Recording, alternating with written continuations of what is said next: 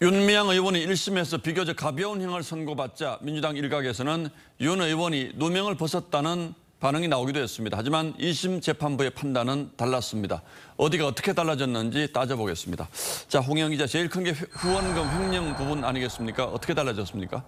네, 1심 때 1,700만 원에서 8천만 원으로 이 횡령 금액이 5배로 늘었는데요. 구체적인 내용을 살펴보면 애견 호텔과 마사지샵에서 쓴 것, 또 딸에게 송금하거나 본인 세금을 납부한 건 1심 때도 이 유죄로 판결을 받았습니다. 여기에 추가로 윤 의원 개인 계좌와 정 의원 관계자 계좌에서 쓴 건 대부분이 이번에 유죄로 판단됐습니다.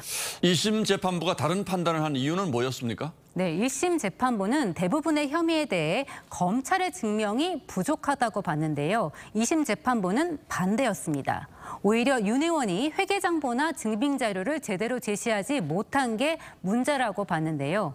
통제가 없었던 탓에 윤 의원 말고는 사용처를 알 수 없도록 만들었고 이 공적인 돈과 사적인 돈을 섞어서 썼다는 겁니다. 보는 시각이 전혀 달랐군요. 김복동 할머니 조의금 관련한 혐의도 유죄로 인정이 됐죠. 네, 그렇습니다. 2019년 김복동 할머니 장례식 때 윤 의원은 페이스북에 조문 일정과 함께 개인 명의의 계좌번호를 올렸습니다. 당시 장례 비용이 모자란다며 일부 정치인들도 후원을 호소했고 이 계좌로 1억 3천만 원이 모금됐습니다. 그런데 그 돈이 다 장례비로 쓰인 게 아닌가요? 네, 할머니 장례비로 모두 9,700만 원이 들었는데요. 현장에서 받은 조의금 9,400만 원과 서울시와 여가부 지원금까지 보태면 다 충당하고도 남습니다. 결국 윤 의원 계좌로 모금된 돈은 시민단체 후원 등에 쓰였는데요. 2심 재판부는 장례와 무관하게 사용됐다면서 1심 판단을 뒤집었습니다. 사회장을 치르거나 이러는 과정에 있어가지고 반드시 당시에 그렇게 개인 계좌로 돈을 모금할 만한 사회적 필요성과 상달성이 인정되기는 어렵다라고 판단한 게 가장 큰 관점의 차이인 것 같습니다. 그리고 정부 보조금을 불법적으로 썼다는 혐의도 유죄로 인정이 됐죠. 네, 위안부 피해 보호시설 인건비로 쓴다며 이 여성가족부 보조금 6,500만 원을 타냈는데요. 직원들 계좌에 입금한 뒤 기부 명목으로 다시 돌려받았습니다. 2심 재판부는 이런 식으로 국고 보조금을 전용했다고 판단했습니다. 다만 이 안성쉼터를 시세보다 비싸게 매입한 혐의와 길원옥 할머니를 속여서 거액을 기부하게 했다는 혐의 등은 2심과 마찬가지로 무죄로 판결했습니다.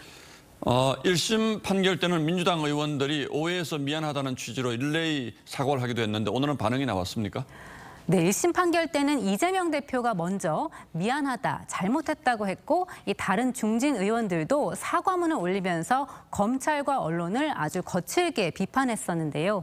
이번에는 대체로 조용합니다.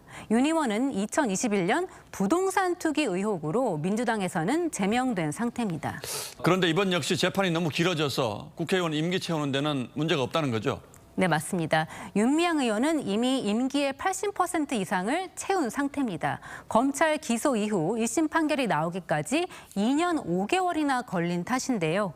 이 내년 4월이 총선이라는 점을 감안하면 대법원 판결이 나올 때까지 국회의원 임기는 거의 다 마칠 가능성이 큽니다. 예, 정의가 세워졌다면 다행이겠습니다만 이럴 거면 재판은 뭐하러 했나라는 생각도 들긴 하는군요. 예, 홍영 기자 잘 들었습니다.